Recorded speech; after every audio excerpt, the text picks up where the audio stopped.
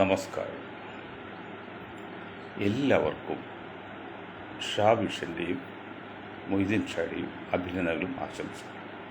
ബഹുമാനെ സുപ്രസിദ്ധ സംഗീതജ്ഞൻ doctor Zakir Hussain America വെച്ച് നിര്യാതനായി. അദ്ദേഹത്തിൻ്റെ ആത്മാവിനെ നിത്യശാന്തി നേർന്നുകൊള്ളുന്നു. അദ്ദേഹത്തിൻ്റെ അള്ളാഹു സ്വർഗത്തിൽ പ്രവേശിക്കുമെന്ന് പ്രാർത്ഥിക്കുന്നു. സീനിയർ മോസ്റ്റ് സിനിമ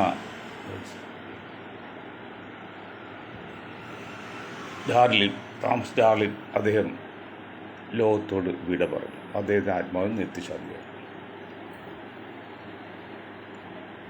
അവധി കിട്ടാത്തതിൻ്റെ പേരിൽ പോലീസുകാരൻ സ്വയം വെടിവെച്ച് മരിച്ചു.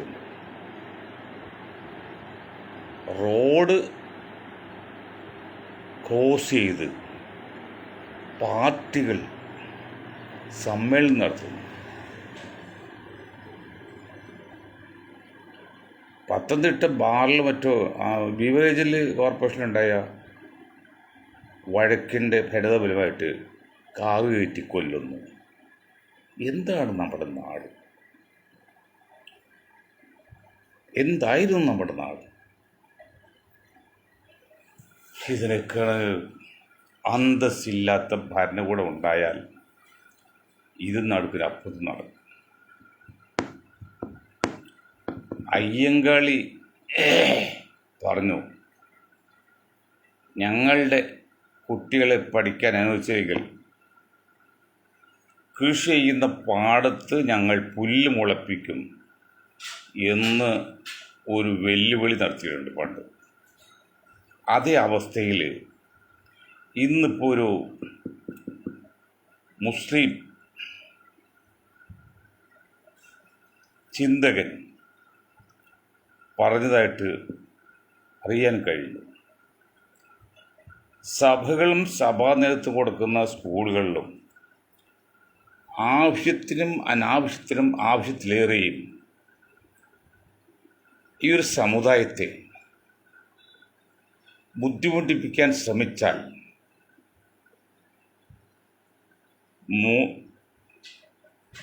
മൂന്നിലൊന്ന് ജനസംഖ്യയുള്ള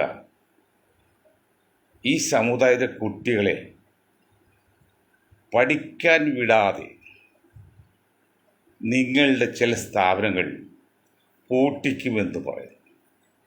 എന്തോ അത് ശരിയാണെന്ന് എനിക്കറിയില്ല, പറഞ്ഞു കേട്ടാണ് പറയാൻ കാരണം. തിരുവനന്തപുരത്ത് ഗവർണറുടെ പരിപാടിയോടനുബന്ധിച്ച് ഒരു സഭ നടത്തുന്ന സ്കൂളിൽ കറുത്ത വസ്ത്രം ഇട്ട് വരരുത്, കറുത്ത വസ്ത്രം ധരിച്ച്, കറുത്ത വസ്ത്രം ധരിച്ച് വരരുത്. അങ്ങനെ പറയുകയാണെങ്കിൽ പ്രതിഷേധ സൂചകമായിട്ട് കറുത്ത ഷർട്ടിട്ട് വരുമോ, കൊടശീല കൊണ്ട് വരുമോ ഒക്കെയാണെങ്കിൽ മനസ്സിലാക്കാം.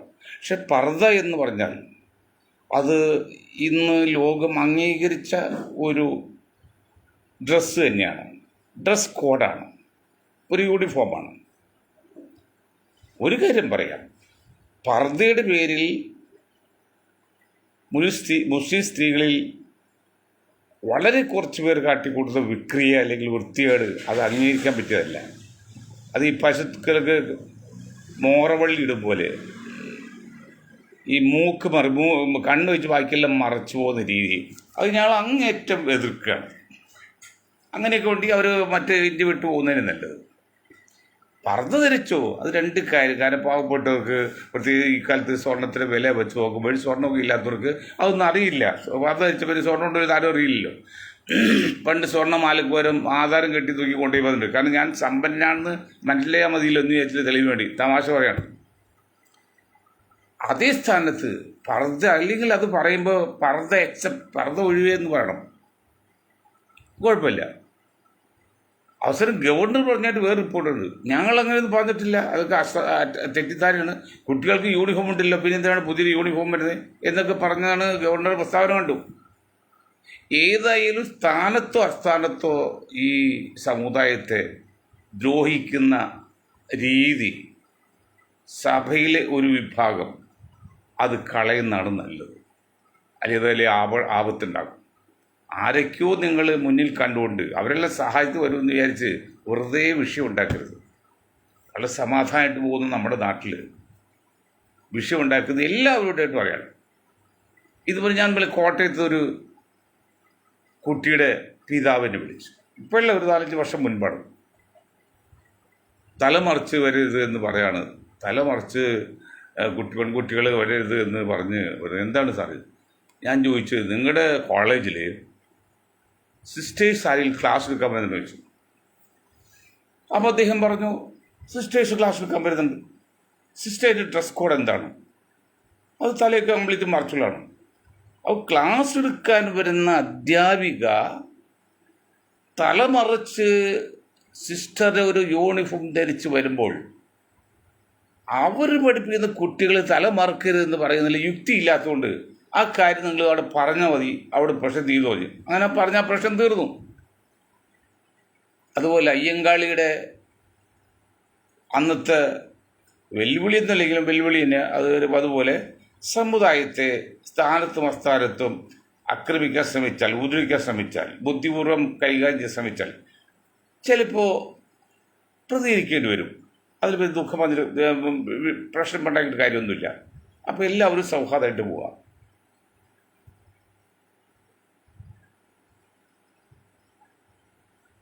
ഇപ്പം ഈ ഒരു ദിവസം ഈ കയ്യിൽ കെട്ടി നടക്കുന്ന ദളിത് വിഭാഗങ്ങളും പിന്നോക്ക ഹിന്ദു വിഭാഗങ്ങളും ഒന്നും മനസ്സിലാക്കാൻ വേണ്ടി പറയണം. നിങ്ങളൊക്കെ ഈ നാട്ടിൽ തല ഉയർത്തി നടക്കുന്നത്, തെരുവിലൂടെ മുഖമുയർത്തി അന്തസ്വം നടക്കുന്നത്, ഇന്ത്യയിൽ 10-30 കോടി വരുന്ന മുസ്ലിങ്ങൾ ഇന്ന് ജീവനോടെ ഇരിക്കുന്നതുകൊണ്ടാണ്. അവർ ഈ ആരോഗ്യത്തോടെ ഇരിക്കുന്നതുകൊണ്ടാണ്, അത്യാവശ്യം സാമ്പത്തിക ശേഷിയുള്ളതുകൊണ്ടാണ്. അല്ലെങ്കിൽ നിങ്ങൾക്ക് റോഡ് നടക്കാൻ പറ്റില്ല. ഇത് ഞാൻ പറഞ്ഞല്ല, തൃണമൂൽ കോൺഗ്രസിൻ്റെ മൊഹത്ര ആ വനിത പറഞ്ഞാണ്. ഇത് പറയാൻ കാരണം ഇളയ രാജ, നിങ്ങൾക്കറിയാം ഇളയ രാജ സംഗീത സാമ്രാട്ട്, അദ്ദേഹം തമിഴ്നാട്ടിലെ ഒരു അമ്പലത്തിൽ ചെന്നപ്പോൾ പ്രധാനപ്പെട്ട സ്ഥലത്ത് കയറ്റാതെ സ്വകാര്യത്തിൽ എന്തോ പറഞ്ഞു അവിടുത്തെ പ്രധാന പൂജാരി. അതെന്താണെന്ന് വെച്ചാൽ ഇവിടെ ബ്രാഹ്മിൻസ് മാത്രമേ പ്രവേശനമുള്ളൂ, അതുകൊണ്ട് ഒന്ന് ഒഴിവാക്കണം. അദ്ദേഹം ചിരിച്ചുകൊണ്ട് ഇറങ്ങിപ്പോയിരുന്നു, വാർത്തയായിട്ടുണ്ട്. അപ്പോൾ അമ്പലത്തിൽ കയറാൻ പോലും പാടില്ലാത്ത സാഹചര്യം ഇന്നും ഇന്ത്യയിൽ നിലനിൽക്കുന്നുണ്ടെങ്കിൽ റോഡ് നടക്കാൻ പാടില്ലാത്തൊരു കാലമുണ്ടായിരുന്നു സുഹൃത്തുക്കളെ. നിങ്ങൾ മനസ്സിലാക്കണം. നമ്മൾ ആരെയും എതിർക്കല്ല, സത്യത്തെ മുഖം വികൃതമായിട്ട് സത്യം പറയാണ്. റോഡ് നടക്കാൻ പാടില്ലായിരുന്നു. ഓരോ ജാതികൾക്കും ഇത്ര അടി അകലത്തിൽ നിൽക്കാവൂ. തൊഴിൽ ചെയ്യാൻ പാടില്ല, വിദ്യ അഭ്യസിക്കാൻ പാടില്ല, അഥവാ തൊഴിൽ ചെയ്താൽ തന്നെ കൂലി ചോദിക്കാൻ പാടില്ല. അങ്ങനെ ഉണ്ടായിരുന്ന ഒരു കാലഘട്ടത്തിലൂടെ കടന്നു പോയപ്പോൾ ഇസ്ലാം മതം വിശ്വാസം സ്വീകരിച്ചാൽ അവനൊരു അംഗീകാരം കിട്ടും, അവരെവിടെ ചെല്ലാം, ഏത് തമ്പുരാൻ്റെ വീട്ടിൽ പോകാം എന്നൊരു അവസരം ഉണ്ടായപ്പോൾ പലരും മതം മാറി ഇസ്ലാം മതം സ്വീകരിച്ചിട്ടുണ്ട്. അതില്ലെന്ന് പറയാൻ പറ്റില്ല. എന്ന് പറഞ്ഞാൽ ഇന്ത്യയിലെ മുസ്ലിങ്ങളുടെയും പാരമ്പര്യം, ഹെറിഡിറ്റി, അത് ഇവിടെ ഇന്ത്യയിലെ പൂർവികരായ ദ്രാവിഡ കൾച്ചറാണ്. അമ്മായിയമ്മ മരുവോൾ പറയുമ്പോൾ മരുവോൾ പറഞ്ഞു, അമ്മായിയമ്മ ഇന്നലെ വന്നു, ഞാൻ ഇന്ന് വന്നു, ഒറ്റ വ്യത്യാസമുള്ളൂ. അമ്മായിയമ്മ എന്നെ പോലെ കെട്ടിച്ചുകൊണ്ടാണ്, എന്നെ ഇവിടെ കെട്ടിച്ചുകൊണ്ടാണ്. ഇപ്പോൾ നമ്മൾ ഒരേപോലെ ആൾക്കാരാണ്, ഒരേ നൂൽ പക്ഷികളാണ്. എന്ന് പറഞ്ഞാൽ 1500-3000 വർഷം മുമ്പ് കാശ്മീർ കടലിൽ കടന്ന് ഇന്ത്യയിൽ കയറിയ പാർസി ഹിന്ദുക്കൾ, ഇറാനിലെ ഹിന്ദുക്കളാണ് പാർസികൾ. ആ ഹിന്ദുക്കളാണ് ഇന്ത്യയിൽ വന്നത്, ആര്യന്മാർ. അപ്പോൾ അവർ ഇന്നലെ വന്നു, ഇവിടുത്തെ മുസ്ലിം സമുദായം മതപരിവർത്തനം ചെയ്ത് ഇന്ന് വന്നു. ആ വ്യത്യാസമുള്ളൂ. അപ്പോൾ അതുകൊണ്ട് മുസ്ലിം സമുദായത്തെയോ മുസ്ലിം സമൂഹത്തെയോ ആ വിഭാഗത്തെയോ അടിച്ചാക്ഷേപിക്കാനോ കുറ്റപ്പെടുത്താനോ ഒതുക്കാനോ ഒന്നും ഇന്ത്യയിൽ സാധ്യമല്ലത് ആദ്യ അവസാനം പറയാം. മുസ്ലിം സമുദായത്തോട് കാര്യം പറയാനുള്ളത്, നിങ്ങൾ പ്രശ്നങ്ങൾ മുന്നിട്ടിറങ്ങരുത്. പക്ഷെ നിങ്ങളുടെ ഇവിടെ ഭീരുക്കളല്ല, അടിമകളല്ല, നിങ്ങളും ഇന്ത്യയുടെ അവകാശികൾ തന്നെയാണ്. സ്വാതന്ത്ര്യ സമരത്തിന് എത്ര 1000 പേര് മുസ്ലിങ്ങളിൽ ജീവത്യാഗം ചെയ്തിട്ടുണ്ട്, എത്ര കോടി രൂപ മുസ്ലിങ്ങൾ മുടക്കിയിട്ടുണ്ട്. ആ സമയത്തൊന്നും ബ്രിട്ടീഷുകാരുടെ ഷൂസിൻ്റെ ചവിട്ട് നെഞ്ചത്ത് ഏറ്റപ്പോൾ ആ സമയത്തൊന്നും ഇന്ന് പറയുന്ന ആ ദേശീയവാദികൾ ആരും തന്നെ ഒരാൾ പോലും അന്ന് അതിനെതിരെ ഉണ്ടായില്ല, അതിനനുകൂലിച്ച് നിന്ന് ചെയ്യത്തുള്ളൂ. ഇതെല്ലാം നമ്മൾ പറഞ്ഞ് കുത്തിപ്പൊക്കി പ്രശ്നം ഉണ്ടാക്കാൻ പറ്റാത്തത് കൊണ്ടാണ് ഇതൊന്നും പറയാതെ കഴിച്ചു കൂട്ടുന്നത്. പക്ഷേ ക്ഷമ ഭീരുവിൻ്റെ അത് കണക്കാക്കരുത്, ധീരനും ക്ഷമിക്കും. ഭീരു ഭയപ്പെടാണ് ക്ഷമിക്കുക ചെയ്യുന്നത്. ക്ഷമിക്കുന്നുണ്ടെങ്കിൽ അവൻ ധീരനാണ് ക്ഷമിക്കുന്നത്. അവൻ ഭീരുവാകാൻ മുസ്ലിം സമുദായം ഇന്ത്യയിൽ ആഗ്രഹിക്കുന്നില്ല. ധീരനായി നിന്നുകൊണ്ട് ക്ഷമിക്കുകയാണ്. അത് ഓരോ വിഷയത്തിലും ഈ സമുദായത്തെ സ്ഥാനത്തും അസ്ഥാനത്തും ഉപദ്രവിക്കുന്ന ചില വിഭാഗങ്ങളും ചില കോണിൽ നിന്നും കാണുന്നുണ്ട്. അതൊന്നും വേണ്ട, അത്രയൊന്നും വടക്കല്ല കിഴക്കെന്ന് ആദ്യം അവസാനമായിട്ട് പറയുകയാണ്.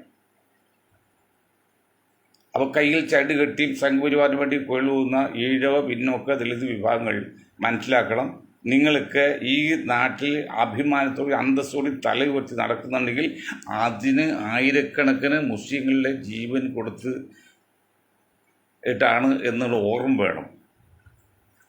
അന്ധമായ ചില സ്വാർത്ഥ താല്പര്യങ്ങൾക്ക് വേണ്ടി അങ്ങനെ ചെയ്യരുത്. ഏകോദര സഹോദരന്മാരെ പോലെ തന്നെ നമുക്ക് മുന്നോട്ട് പോകാം, പ്രശ്നമൊന്നും ഉണ്ടാക്കാതെ. പക്ഷെ ചില രാഷ്ട്രീയ നേതാക്കൾ തങ്ങളുടെ കാര്യത്തെക്കുറിച്ച് അവർ മിണ്ടില്ല. അവർക്ക് എങ്ങനെയെങ്കിലും തങ്ങൾ കാലം പിടിച്ച് ഒരു MLA ആകണം, വീണമെങ്കിൽ ഷൂവിനോട് മന്ത്രിയാവണം, അങ്ങനെ ചിന്തിക്കുന്ന പല നേതാക്കളുണ്ട്, പല രാഷ്ട്രീയ പാർട്ടികൾ നേതാക്കളുണ്ട്. എന്നാൽ അവരൊന്നും പറയുക ലീഗിൻ്റെ തങ്ങളെടുത്തും കുഞ്ഞാക്കളെടുത്തും നിങ്ങൾ ആ മുസ്ലിം ലീഗ് പേര് മാറ്റി ഒരു ദേശീയ കാഴ്ചപ്പാടിൽ പേരിട്ട് മുന്നോട്ട് പോകും എന്ന് പറയില്ല. അത് പറഞ്ഞാൽ പ്രസ്ഥാനം വളരും. പ്രസ്ഥാനം വളർത്താൻ ഈ ചെല്ലുന്ന കള്ളന്മാർക്ക് താല്പര്യമില്ല. തങ്ങളുടെ കാൽക്കൽ വീഴുന്ന മറ്റ് രാഷ്ട്രീയ നേതാക്കൾക്കൊന്നും താല്പര്യമില്ല. ആ കള്ളന്മാരവിടെ വരുമ്പോൾ നിങ്ങൾ അത് ആട്ടുപൊടിക്കുന്നല്ല, നിങ്ങളത് മനസ്സിലാക്കണം ചെയ്യാൻ. ഇതാര് വരുമ്പോൾ കാട് കയ്യേലിടും. നിങ്ങൾ ആവശ്യമില്ല പുലിവാലി പിടിച്ചൊക്കെയല്ലേ ഇപ്പോൾ വാര്യരെ വന്ന് എന്തിനാ ആവശ്യമില്ല പുലി? ഒരു ലിമിറ്റിൽ നിർത്തിയാൽ പോരെ. വേറെ ചില അമൂസ്യങ്ങൾ നയിക്കുന്ന പാർട്ടികളുടെ കൊച്ചു കൊച്ചു പാർട്ടികൾ കേരളത്തിൽ, അവർ നേതാക്കളൊക്കെ നിങ്ങൾ കാണാൻ വരുന്നുണ്ട്. നിങ്ങൾക്ക് അവർ ദൈവമാണ് നിങ്ങളവർക്ക്. എന്താണ് ഒരു MLA ആണ്, അത് നിങ്ങൾ നന്നാക്കാനല്ലെന്ന് ഓർമ്മ വേണം. ഞങ്ങളിത് പറയുമ്പോൾ നിങ്ങൾ എതിർക്കാല്ല, നിങ്ങൾ നന്നാക്കാൻ വേണ്ടിയാണ്. പഠിക്കുന്ന കുട്ടിയെ അധ്യാപകൻ തല്ലും, അതിനർത്ഥം അധ്യാപകന് കുട്ടിയോട് സ്നേഹമില്ലെന്നല്ല, കുട്ടിയോട് കൂടുതൽ സ്നേഹം ഉണ്ടായിട്ടാണ്. അതുപോലെ ലീഗിനെ ഞങ്ങൾ വിമർശിക്കുന്നെങ്കിൽ ആ പ്രസ്ഥാനം നശിക്കുന്നത് കാണാൻ പറ്റാത്തതുകൊണ്ടാണ്. പക്ഷേ മറ്റുള്ള വന്ന് അവർക്ക് നല്ല വാക്ക് പറയുന്നത് നിങ്ങൾ നന്നാക്കുന്നില്ല. അവർക്ക് എങ്ങനെയെങ്കിലും അവിടെ നിന്ന് മലബാർ മേഖലയിൽ സീറ്റിൽ നിന്ന് ജയിച്ച് അസംബ്ലി കാണണം, അല്ലാതെ അസംബ്ലി കാണാൻ പറ്റില്ല. അപ്പോൾ എന്ത് ചെയ്യണം? കഴിയുമെങ്കിൽ ഒരു പ്രാസം ഒപ്പിക്കാൻ വേണ്ടി മന്ത്രിസ്ഥാനം, അതില്ലെങ്കിൽ കുഴപ്പമില്ല, MLA ആയാലും മതി. അവർ വന്ന് മുഖസ്തുതി പറയും. അത് നിങ്ങൾ നന്നാക്കലെന്ന് ആദ്യമായിട്ട് മനസ്സിലാക്കുക. അവരുടെ കാര്യം കഴിഞ്ഞാൽ ഇട്ടിട്ട് പോകും. ഇത് ഓർമ്മ വേണം. അപ്പോൾ ഇന്നത്തെ രീതിയിൽ രാഷ്ട്രീയത്തിലും വിഷയങ്ങളും പ്രശ്നങ്ങളും ഉണ്ട്, അത് മനസ്സിലാക്കണം. ഞാൻ ഒരു കാര്യം പറഞ്ഞില്ല, റോഡ് തടഞ്ഞു നിർത്തി അവിടെ പാർട്ടി മീറ്റിംഗ് നടത്തുക എന്നൊക്കെ പറഞ്ഞാൽ എന്താണ് സഖാക്കളെ, എന്താണ് CPM? നിങ്ങളുടെ ആ ദേശീയ ബോധം എത്രയുണ്ട്? നിങ്ങൾക്ക് എന്ത് പറ്റി? എന്താ നിങ്ങൾ സംഭവിക്കുന്നത്? അഹങ്കാരം കൊണ്ടാണോ, ധിക്കാരം കൊണ്ടാണോ, അറിവില്ലായ്മ കൊണ്ടാണോ? ധിക്കാരം ഒരിക്കലും കമ്മ്യൂണിസ്റ്റ് പാർട്ടിക്ക് ചേർന്നല്ല, അഹങ്കാരം അവർക്ക് ചേർന്നല്ല, പിന്നെ അറിവില്ലായ്മയാണോ? മെയിൻ റോഡൊക്കെ പാളയം പോലെ സ്ഥലത്തൊക്കെ മെയിൻ റോഡൊക്കെ റോഡ് കുഴിച്ച് പില്ലർ തൂണൊക്കെ ഇട്ട് അവിടെ യോഗം വയ്ക്കുക, മണിക്കൂർ ബ്ലോക്ക് ചെയ്യുക എന്ന് പറഞ്ഞാൽ അത് അഹങ്കാരവും ധിക്കാരം കുടിച്ചതാണ്, അറിവില്ലായ്മ എല്ലാം കൂടി ചേർന്നാണ്. ഇതൊന്ന് കൊച്ചിൻ യൂണിവേഴ്സിറ്റി കുസാറ്റ്, ഞാനൊരു PTയുടെ വൈസ് ചെയർമാനില്ല, അവിടെ ഇന്ന് യൂത്ത് കോൺഗ്രസ് KSU പിള്ളേർ ജയിച്ചതുണ്ട്. നിങ്ങൾ മനസ്സിലാക്കുന്നുണ്ടോ? രണ്ടാമത് ടേം കിട്ടിയോടുകൂടി നിങ്ങൾ കാണിക്കുന്ന വിക്രിയകൾ. അതുപോലെ ഞാൻ M7 കാര്യം എന്തിനെ സൂചിപ്പിക്കലാണ്. വ്യായാമ മുറ ചെയ്തതിൻ്റെ പേരിൽ CI അന്വേഷിക്കുക, NIA അന്വേഷിക്കുക. എന്താണ് നിങ്ങൾ എന്താണ് ആരെയാണ് നിങ്ങൾ ഭയപ്പെടുന്നത്? ഒരു ഒറ്റ മുസ്ലിം തീവ്രവാദികളോ, ഒരു ഒറ്റ മുസ്ലിം തീവ്രവാദി മുഴുവൻ മുസ്ലിം വിചാരിച്ചാൽ പോലും ഇവിടുത്തെ ഹിന്ദു സമുദായത്തെ തകർക്കാൻ പറ്റില്ല. പിന്നാണ് ഒരു പറ്റം വില ഉണ്ടാവുന്ന മുസ്ലിം തീവ്രവാദികൾ നിങ്ങൾ നശിപ്പിക്കാൻ പറ്റുമോ? അപ്പോൾ അതൊന്നും അല്ലല്ലോ കാരണം. അതിൻ്റെ പേരിൽ ഈ സമുദായത്തെ കൊച്ചാക്കി നശിപ്പിച്ച് പേരിട്ട് തല്ലിക്കൊല്ലാൻ വേണ്ടിയാണ്. എന്നിട്ട് നിങ്ങൾ വളർത്താനാണ് മുഖ്യ ശത്രു. ഇപ്പോൾ തന്നെയാണല്ലോ ക്രിസ്ത്യൻ സമുദായം വിഷയമല്ല. 2% ക്രിസ്ത്യൻ സമുദായത്തെ അവർ മുഴുവൻ സ്വഭാവം എങ്ങനെ വേണമെങ്കിൽ കൊള്ളിക്കാൻ നിങ്ങൾക്കറിയാം. അത് അങ്ങോട്ട് വിളിച്ചാൽ വരും, അല്ലാസ്റ്റ് വരും, ഇങ്ങോട്ട് വിളിച്ചാൽ വരും. പക്ഷെ മുസ്ലിം സമുദായമല്ല. അപ്പോൾ എന്താണെന്ന് വെച്ചാൽ വെള്ളം കലക്കി മീൻ പിടിക്കാൻ ശ്രമിക്കുകയാണ്. കലങ്ങിയ വെള്ളത്തിൽ ചില മീൻ പിടിക്കും, ഇത് വെള്ളം കലക്കിയിട്ട് മീൻ പിടിക്കുകയാണ്. അപ്പോൾ 2 പണി അവിടെ. തന്നെ ആരെയും കലക്കല്ലേ പിടിക്കാൻ പറ്റുള്ളൂ. അപ്പോൾ കലക്കൂല, അപ്പോൾ കലക്കാണ്. അതിൻ്റെ സൂചന ഇപ്പോൾ ഈ കാണുന്നത്. M7 ചെയ്തത് എന്തൊരു പേരിലായിട്ട് 10-20 വർഷമായിട്ട് ഒരു മനുഷ്യൻ ഇങ്ങനെ വ്യായാമം ചെയ്യുന്ന, ആ വ്യായാമം ചെയ്യുന്നത് പോലും ഭയമാണെങ്കിൽ നിങ്ങൾക്ക് എവിടെ നിന്നാണ് ഈ നിങ്ങളുടെ ധൈര്യം എവിടെ പോയി? എന്താണ് ഇവിടെ 10,000-കണക്കിന് ആൾക്കാർ ആയുധം നടത്തിയിട്ട് അങ്ങനെ വർഗീയത ഉണ്ടാക്കി, സംഘടന ഉണ്ടാക്കി രാജ്യം ഭരിക്കുന്നു 11 വർഷമായിട്ട്. അതിന് കുറ്റം കാണാത്തവർ 10, 100, 200 പേര് ഇങ്ങനെ എല്ലാ ജാതിയും ചേർന്ന് നടത്തിട്ട് അതിന് കുറ്റം വന്നു. അപ്പോൾ ഒരു പിന്നെ റിപ്പോർട്ടർ ചാനൽ ഒരു വനിത അവർ ചോദിച്ചു, നിങ്ങൾ മുസ്ലിങ്ങൾക്ക് മാത്രം ചെയ്യണമെന്ന്. എൻ്റെ പൊൻ്റെ മോളെ, എനിക്ക് മോളെ വിളിക്കാം, ഞാനൊരു മുസ്ലിമാണ്. ഒരു മുസ്ലിം സംഘടിപ്പിക്കുന്ന ഒരു സംഘടനയിൽ ഈഴവൻ മാത്രമല്ല പുലയർ പോലും പറ്റിയിരുന്നില്ല. നിങ്ങൾക്കറിയോ ഒരു മുസ്ലിം അതാണ് മുസ്ലിം ലീഗ് ഒറ്റയ്ക്ക് അവർ നിൽക്കുന്നത്. കാരണം മറ്റും നടക്കില്ല. ഒരു മുസ്ലിം നേതൃത്വം കൊണ്ട് സംഘടനയിൽ പുലിയൻ വരത്തില്ല. പിന്നെ അയാൾ ചോരും നായരും ഒക്കെ വരുന്നത്. പിന്നെ അവർ എവിടെ പോലും അവർ ആൾക്കാരുള്ളിടത്തിലും മറ്റുള്ളവർ ചേരുകയും ചെയ്യാം. മറ്റുള്ളവർ വരുമ്പോൾ ചേർക്കാതിരിക്കുന്നുണ്ടോ? ഇന്നിപ്പോൾ അമ്പലത്തിൽ കയറും ഇളയരാജ വന്നപ്പോൾ കയറ്റിയില്ല. അതുപോലെ ഈ പരിപാടിയിൽ വരുന്ന ഏതെങ്കിലും അമുസ്ലിങ്ങളെ നിങ്ങൾ കയറ്റാതിരിക്കുന്നുണ്ടോ? അല്ലെങ്കിൽ അവിടെ എന്തെങ്കിലും സമുദായമായിട്ടുള്ള ക്ലാസ് എടുക്കുന്നുണ്ടോ? അതൊക്കെ നിങ്ങൾ അന്വേഷിക്കാൻ ഇവിടെ സംവിധാനം ഉണ്ടല്ലോ. നമ്മുടെ സ്പെഷ്യൽ ബ്രാഞ്ചൊക്കെ എന്തിനത് അവർക്ക് അന്വേഷിക്കാം. 4 പേര് കൂടുന്നിടത്ത് സ്പെഷ്യൽ ബ്രാഞ്ച് പോലീസ് വന്ന് അന്വേഷിച്ച് റിപ്പോർട്ട് കൊടുക്കാറുണ്ട്. അവർക്ക് അന്വേഷിക്കാമല്ലോ, ഒരു തെറ്റുമില്ല. അവർക്ക് അന്വേഷിക്കാൻ അവർക്ക് അവകാശമാണത്. അപ്പോൾ എന്താണ് ഇവിടെ നടക്കുന്നത് എന്ന് വെച്ചാൽ എത്ര വിരോധാഭാസമാണ്, എത്ര അന്യായമാണ്. ഇന്ന് ഒരു പരിപാടി, എന്താണ് ആ പരിപാടി എന്നാൽ ഒക്കഫ് വാക്ക് പോലെ ഉച്ചരിക്കാൻ പറ്റില്ല. അങ്ങനെ വലിയ എത്ര മോശം. നമ്മുടെ സുരേഷ് ഗോപി, ഞാൻ പറയട്ടെ, എൻ്റെ സുഹൃത്തൊന്നുമില്ല, അദ്ദേഹം എത്ര ഉന്നതനാണ്. ഞാൻ എങ്കിൽ ഞാൻ ബഹുമാനിക്കുകയാണ്, ആദരിക്കുകയാണ്. കാരണം MP ആണ്, ഇപ്പോൾ മന്ത്രിയാണ്. എൻ്റെ സുരേഷ് ഗോപിജി അങ്ങ് കരുണാനിധിയുടെ മകള് അവിടെ വയനാട് പറഞ്ഞപ്പോൾ നിങ്ങൾ കൈയും കാലൊക്കെ എടുത്ത് കാണിക്കുമ്പോഴേ, കാര്യം നിങ്ങളിപ്പോൾ സുഹൃത്തായി ക്ലാസ് വളരെ സഹപ്രവർത്തകമായി അറിയുകയും ചെയ്താൽ. പക്ഷെ അവിടെ നിൽക്കുമ്പോൾ നിങ്ങൾ മന്ത്രിയും അവരും MP അല്ലേ, അത് ആ അകലം പാലിക്കണ്ടേ? അല്ലെങ്കിൽ നിങ്ങളുടെ പേര് മോശമല്ലേ? ആൾ വീട്ടിൽ നമ്മൾ പലതും സംസാരിക്കും. പണ്ട് ജയഭാരതി പറഞ്ഞ് കിടക്കയിൽ ഞങ്ങൾ പലതും കാണിക്കാതെ സിനിമ കാണിക്കാൻ പറ്റുന്ന പോലെ അവിടെ നിങ്ങൾ കുടുംബക്കാരോ അല്ലെങ്കിൽ ബന്ധുക്കളോ സുഹൃത്തുക്കളോ അല്പം അയക്കുക, പലതും തമാശകൾ പറഞ്ഞു. അതൊക്കെ അവരുടെ വീട്ടിലോ അവരുടെ ഗ്രൂപ്പിലോ. ഇത് പാർലമെൻറ്റിൽ ഒരു MP ഒരു പ്രശ്നം ഉന്നയിക്കുമ്പോൾ ഒരു മന്ത്രി അവിടെ നിന്ന് കൈയും കാലും കാണിക്കുക എന്നൊക്കെ പറഞ്ഞാൽ അത് ഒറ്റ കാണാമല്ലേ? എന്താണ് സുരേഷ് സാറേ അങ്ങക്ക് പറ്റിയത്? അങ്ങ് നല്ലൊരു മനുഷ്യനാണല്ലോ, അല്പം മനുഷ്യ സ്നേഹമുള്ള ആളാണല്ലോ. ഒന്നുകൂടി ശ്രദ്ധിച്ച് നമ്മുടെ കൃഷ്ണൻ നായരുടെ പുസ്തകമുണ്ട്, അതൊന്ന് വായിക്കാൻ ഞാൻ പറഞ്ഞല്ലേ. അപക്വമായിട്ട് പെരുമാറുന്നു, അങ്ങനെ ചെയ്യില്ലേ? അപ്പോൾ ഏതായാലും ഇത്തരത്തിൽ കാര്യങ്ങൾ മുന്നോട്ട് പോകുന്നത് ഒരു നല്ലൊരു കാര്യമായിട്ട് തോന്നുന്നില്ല.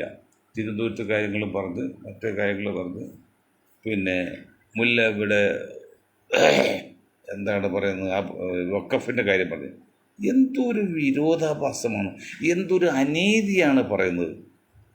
വഖഫിനെ കുറിച്ച് പറയുമ്പോൾ വ്യക്തമായ രേഖ പോലും കൊടുക്കാതെ കണ്ണുകൊണ്ട് കാണിച്ചത് വഖഫാകുമെന്ന് പറയുമ്പോൾ എന്തൊരു തെറ്റിദ്ധാരണ പറഞ്ഞത്. അതുപോലെ വഖഫിൻ്റെ ട്രിബ്യൂണൽ അത് മൊല്ലമാരാണ് നയിക്കുന്നതൊക്കെ പറയുമ്പോൾ എവിടെ എത്തി നമ്മുടെ മനുഷ്യൻ്റെ ചിന്തയും അറിവും?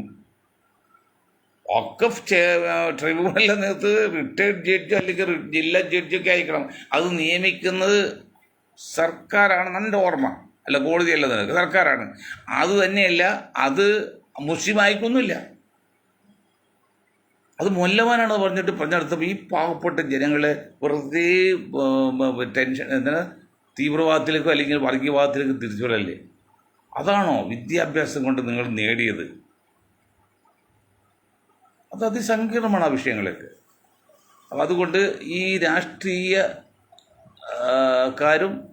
മറ്റ് സമുദായ നേതാക്കളൊക്കെ ഒരു കാര്യം മനസ്സിലാക്കേണ്ടത്, നിങ്ങൾ സമാധാനമായിട്ട് ജീവിതം നയിക്കാനുള്ള അവസരം ഉണ്ടാക്കണം. പക്ഷെ മനസ്സിലാക്കരുത് ഒരു കാര്യം ലാസ്റ്റ് പറയണം, അത് മുസ്ലിം ലീഗിനെ കുറിച്ചാണ്.